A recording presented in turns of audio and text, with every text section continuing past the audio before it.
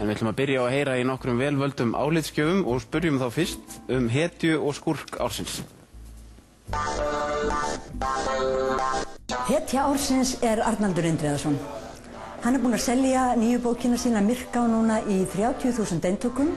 Hann búinn að selja milljónir á bókum út heim. Til dæmis Gunnar Sigurðsson, leikstjóri og Hörður Torfason sem hafa staðið fyrir þessum fjölda mótmælum og eiginlega fjölda vitundarvakningu. Ég ætla að segja að Ragna og Elladís séu hetjur ársins. Það er bara ótrúlega barátta móður og barns. Kannski eini maður sem var svona hélt haus í öllum glömnum og allir gleðinni og allir vitleysunni og reyndi svona að koma viti fyrir auðmennina og það er Vilhjálmur Bjarnason. Hetja ársins í mínum huga er Ingibjörg Sólrún Gísladóttir sem gekk í gegnum mjög erfiða veikindi á árinu en kom tilbaka ótrúlega sterk aftur inn í pólitíkina. Stefán Ólafsson og Þorvaldur Gylfason, háskólaprófessor. Þessir menn töluðu fyrir daufum eyrum hérna í góðærinu að skattbyrðin væri allt of mikil á Íslandi. En nú þegar herðir að þá sýnist mér nú að skattbyrðin sé að lækka svo munar vegna þess að fólk að missa vinnuna í stórum stíl og hætti þar leiðandi að fá launin sín. Þannig að þeim hefur loksins orðið á ósk sinni og skattbyrðin að lækka. Það er kannski minni sigur fyrir þá sem að missa vinnuna. Skúrkur ársins útrásarvíkingurinn. Þú mátt sjálfur setja á hann andlit og kennitölu. Það útrásarvíkingurinn. Það er ekki hægt að segja hann. Hann kom okkur í þá stöðu sem við erum í núna. Ég held að ég nefni ekki neitt eitt nafn. Þetta er svona bekkjarmynd. Skúrkur ársins fjármálaeftirlitið, það er ekki spurning. Það er spurning ef maður veltir fyrir sér sögunum Frankenstein.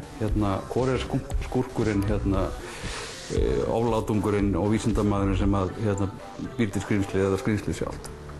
Skúrkur ársins myndi ég segja að væru bresk stjórnvöld án vafa. Í fyrsta lagi fyrir að beita hryðjuverkalögunum á eignir Landsbankans og í öðru lagi fyrir að kúga Íslendinga til að standa við Icesave skuldbindingarnar. Þannig að það er án vafa skúrkur ársins, hann finnst ekki hér á landi.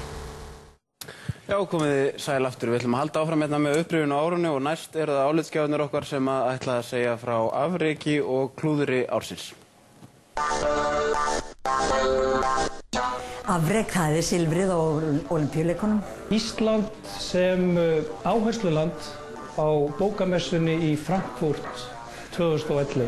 Ég hugsaði þetta svolítið lengi vegna þess að ég átti svolítið erfitt með að bera saman árangur íslenska handboltalandsliðsins á Ólympíuleikunum og árangur íslenska kvennalandsliðsins í knattspyrnu og ég komst þar niðurstöðu að kvennalandsliðið fengi mitt atkvæði.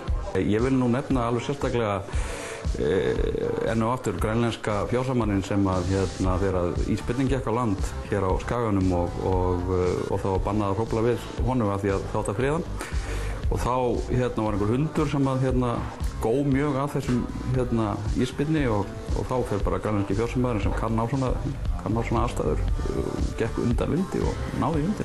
Afrek ársins handboltalandsliðið fyrir silfrið á Ól en það er gaman að geta þess að fyrsta skipt sem handbolti var spilaður á Ólympíuleikunum var árið 1936 og það var að kröfu Adolfs Hitlers.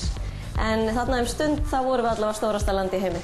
Árangur kvennalandsliðsins í knattspyrnu og karlalandsliðsins í handbolta. Og það að við skulum ná slíkum árangri er ótrúlegt og sýnir kannski best hvað við getum náð góðum árangri þegar við stöndum almennilega saman.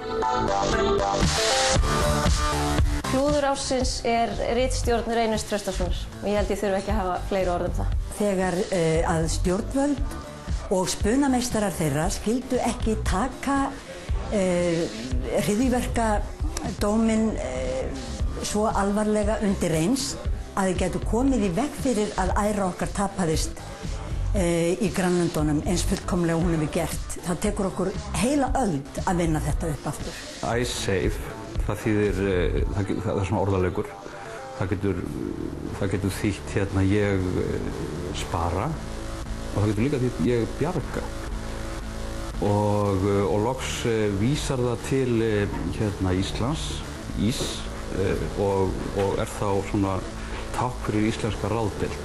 Við skulum ekki enn vera búin að lýsa því yfir að við ætlum að ganga í Evrópusambandið. Klúður aldarinnar, þótt það sé nú bara 8 ár búin af öldinni, þá held ég að þetta verði líka klúður aldarinnar árið 2099.